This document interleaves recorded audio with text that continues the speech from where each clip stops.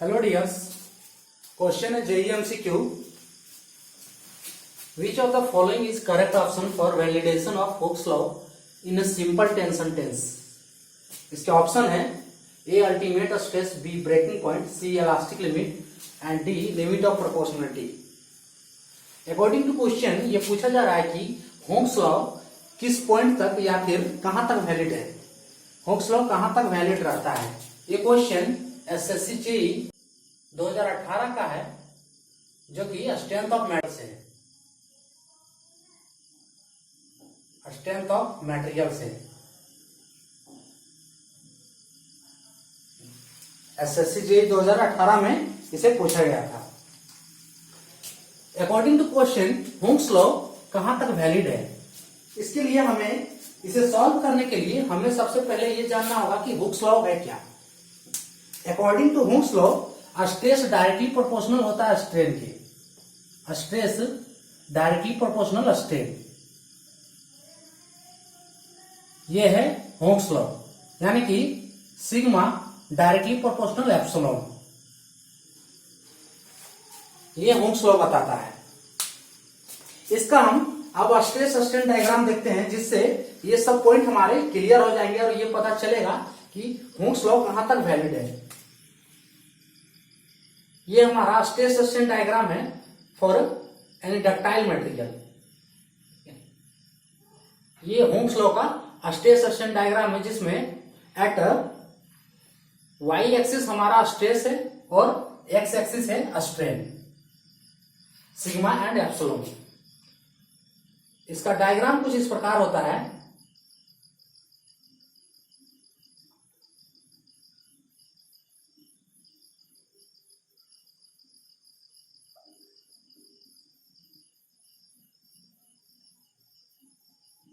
ये stress strain diagram है for Hooke's law.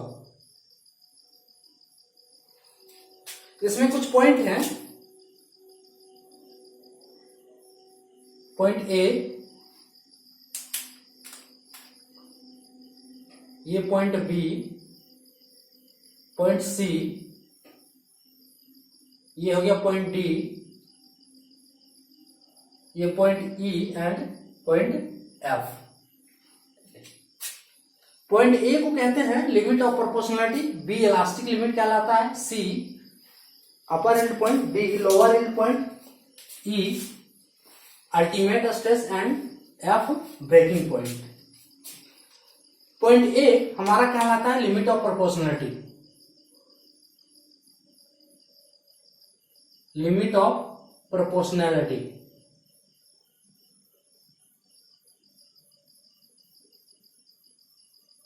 ये पॉइंट क्या है? लिमिट ऑफ प्रोपोर्शनलिटी उस पॉइंट को कहते हैं जहां तक स्ट्रेस डायरेक्टली प्रोपोर्शनल स्ट्रेन, ये जो रिलेशन है, यहां तक हुक्स लॉ को फॉलो करता है। ये लिमिट ऑफ प्रोपोर्शनलिटी तक जहां तक हुक्स लॉ फॉलो होता है, उस पॉइंट को कहते हैं लिमिट ऑफ प्रोपोर्शनलिटी, यानी कि point at which Hooke's law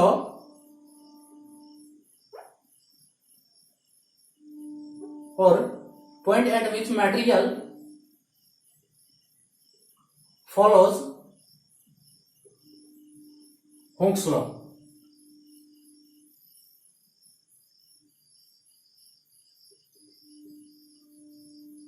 limit of proportionality उस पॉइंट को कहते हैं जहां तक मटेरियल हुक्स लॉ को फॉलो करता है, यानी कि इस पॉइंट तक जो है मटेरियल हुक्स लॉ को फॉलो करता है।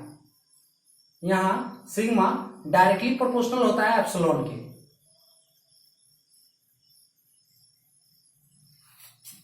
नेक्स्ट है पॉइंट बी। पॉइंट बी है elastic limit. Point B elastic limit.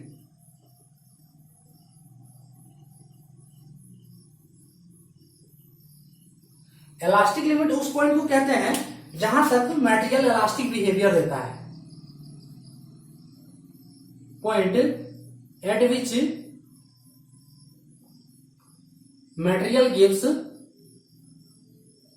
Elastic behaviour.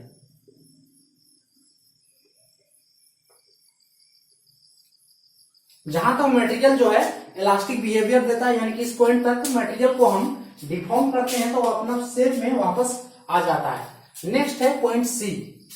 Point C कहलाता है upper end point.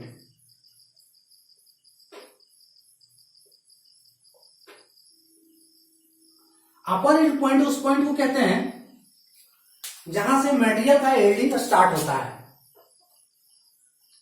At which yielding of material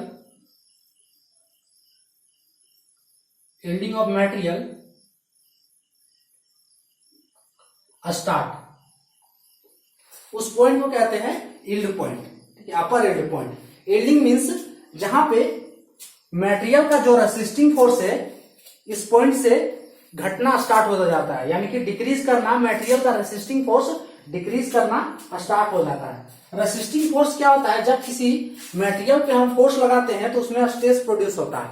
ठीक है, तो उस फोर्स को, उस स्ट्रेस को जो रेसिस्ट करता है मटेरियल, जो कि मटेरियल के अंदर होता है, उसे हम कहते हैं resisting force.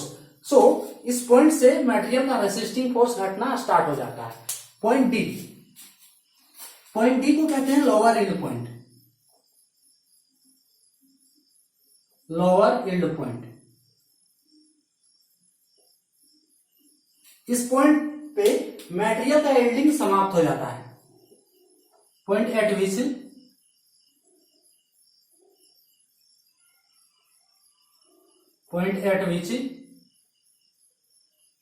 yielding of material,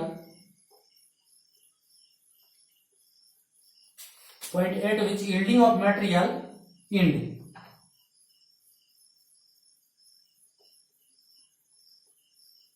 material and, इस पॉइंट को कहते हैं lower yield point. Next point हमारा है ई। ये हमारा कहलाता है अल्टीमेट स्ट्रेस। अल्टीमेट स्ट्रेस यानी कि अल्टीमेट पॉइंट। इस पॉइंट पे क्या होता है? स्ट्रेस का वैल्यू जो है मैक्सिमम होता है। इस पॉइंट पे, इस पॉइंट के कॉरस्पॉन्डिंग जो स्ट्रेस का वैल्यू क्या होता है? मैक्सिमम होता है। Ultimate stress, point E.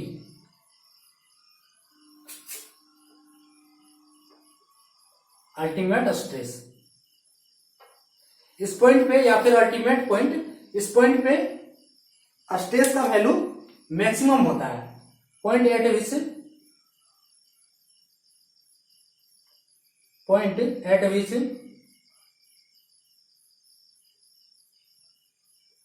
Stress, value of stress is maximum. Value of stress is maximum.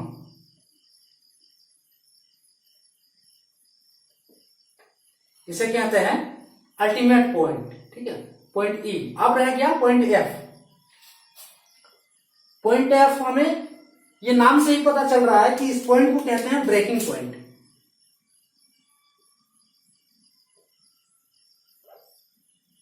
Breaking point, इस पॉइंट पे मटेरियल फ्रैक्चर हो जाता है, ब्रेक हो जाता है, यानी कि टूट जाता है।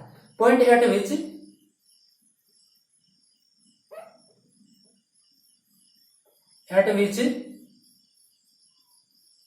Material get fracture, material get fracture. अब यहां पे पूछा गया कि हुक्स लॉ कहां तक वैलिड रहता है। इसके ऑप्शन दिए हैं ultimate stress. Ultimate stress option A है, तो अल्टीमेट स्ट्रेस हम देखते हैं यहाँ पे पॉइंट ई है। इस पॉइंट में क्या है? स्ट्रेस का वैल्यू मैक्सिमम होता है, तो ये नहीं हो सकता। ब्रेकिंग पॉइंट जहां पे मटेरियल जो है फ्रैक्चर हो जाता है, सो ये भी नहीं होगा। इलास्टिक लिमिट, इलास्टिक लिमिट क्या है? जहां तक मटेरियल इलास्टिक बिहेवियर देता है। पॉइंट सी भी, ऑप्शन सी भी नहीं होगा। ठीक है, अब है option D, limit of proportionality. Limit of proportionality क्या होता है? जहां पे मटेरियल हुक्स लॉ को फॉलो करता है। Point at which material follows Hooke's law, यानी कि यहां तक हुक्स लॉ वैलिड करता है। Eight which Hooke's law valid,